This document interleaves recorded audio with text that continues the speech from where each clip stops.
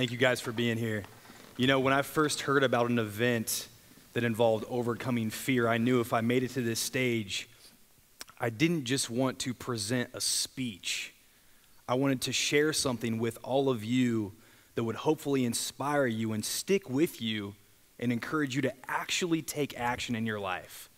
So, before we dive into that, let's bring some awareness and some presence into this room by taking a conscious breath together.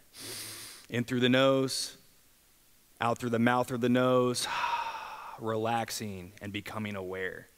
See, my talk, like the others before me and after me, might not be comfortable, but I promise you it will be worth it to listen to. So I want you to think about something right now. Maybe close your eyes, paint a picture with your mind's eye, and I want you to visualize what the strongest version of yourself would look like. What would it look like to genuinely be living at 100% of your potential? Really paint this picture and think about this. From a physical standpoint, what would your body look like if you were tapping into 100% of your potential every single day? Maybe you'd be, super jacked. Maybe you'd be thinner. Maybe you'd be heavier. Maybe you'd have more vitality, more energy. What about mental and emotionally? How would you feel? How would you deal with negativity and stress?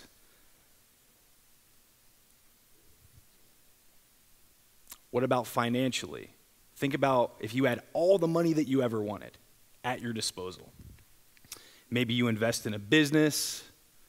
Maybe you share it with your friends. Maybe you buy awesome stuff. Maybe you invest it. But 10 out of 10, think about that. Think about tapping into 100% of your potential. What could you do? How could you serve the world? How could you make an impact? How would your life be different? And then coming back into the present moment, think about where you're at right now. Raise your hand if you're at 10 out of 10 right now, tapping into your potential. Look around. This is incredible, guys. And, some people are laughing, but this is terrifying. Because the reality is most of us will take our potential with us to the grave. All the greatness, all the services that we could provide, all the tasks and the goals and the visions and the dreams, wasted. This is what drives me, and this is going to bring me to my story. See, when I first started on this journey of self-development and overcoming my own fear, I was a very different person.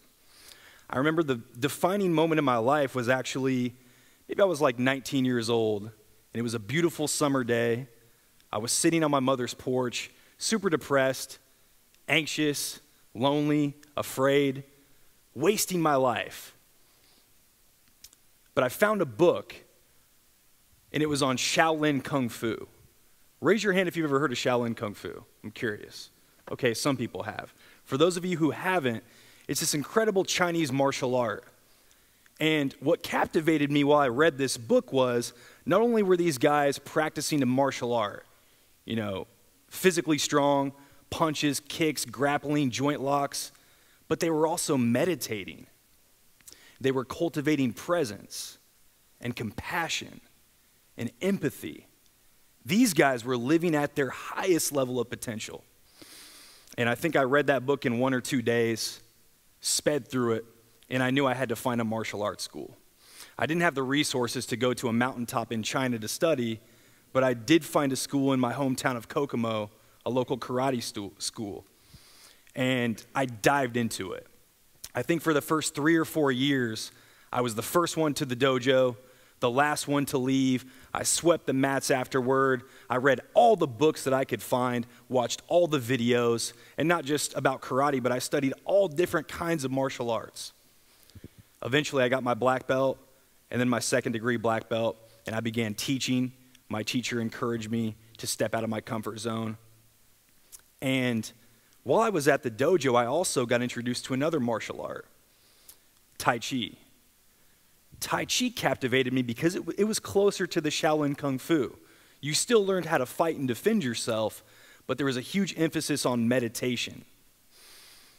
finally something to release all of my anxiety, all of my tension, all of my anger, and confront my number one enemy, which was myself. Raise your hand if you've ever meditated before. Just curious. A lot of us have. So if you're an avid meditator, or if you persisted in it, you'll know that while you're sitting down in complete silence, away from your cell phone, away from your friends, away from the distractions of the world, your problems arise because there's nowhere to hide. We spend our entire lives distracting ourselves and filling our mind with temptations. But in meditation, you're faced with all those things that you've been sweeping under the rug. And I learned, wow, I'm an anxious dude. I'm terrified of life. I'm scared to even say hello to a beautiful girl. I'm anxious to just shake a person's hand and introduce myself and look them in the eye. Why is that? So I dived into meditation like I dived into martial arts. I dived into self-development, read every single book I can find, watched every single YouTube documentary, all the Netflix documentaries, and it didn't stop there. I went to a 10-day Vipassana retreat, which is a form of silent meditation. I began practicing yoga, studied Zen, all different kinds of things because I wanted to understand what those thousands of years before me understood. That if you overcome your fear within yourself, amazing things can happen. So now let me ask you another question. Let me help you paint another picture.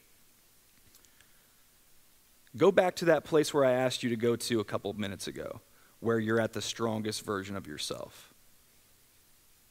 And let me ask you, what's holding you back from that? Honestly, what's stopping you from tapping into that potential? If you dive deeper and deeper, you'll find that the root cause is probably some type of fear. Maybe it's fear of rejection, fear of what other people are going to say, fear of failing, fear of succeeding, all kinds of different fear. And the problem with fear is, through our culture, through our society, through the way we've been conditioned to perceive it, we see it as an enemy. The hero has to go into the cave and slay the dragon. You have to overcome your fear by resisting it and fighting it. And this is what I have been doing my entire life. But I realized fear is not the enemy. Fear is not something that you must resist, because what you resist only persists. Fear is a friend. Fear is an opportunity. Fear holds a lesson. And if you fail to learn the lesson, you fail to receive the blessing. Raise your hand if you want to be blessed. Raise your hand if you want a great life. Raise your hand if you genuinely, and hold it up high, if you want to tap into your potential as a human being. I think we all do. And if you don't, there's probably some fear around the reason why you don't. So, again, take a conscious breath with me, in through the nose, out through the nose, out through the mouth, and think about what's holding you back. Maybe you need to have a conversation with a family member or a friend. Maybe you need to quit your job. Maybe you need to cut some people out of your life. Maybe you need to do something a little less drastic, slowly stepping out of your comfort zone. But whatever it is, I encourage you to do that. If no one else in your life is giving you permission to do that, please allow me to do that for you. And then hopefully you can come to the place where you give yourself permission. Because whatever reason you came here for, I know that there's greatness within you. I know that if every person in this room tapped into their potential, even if one person tapped into 100% of their potential, this world would be much different. So I'll leave you with that, my friends.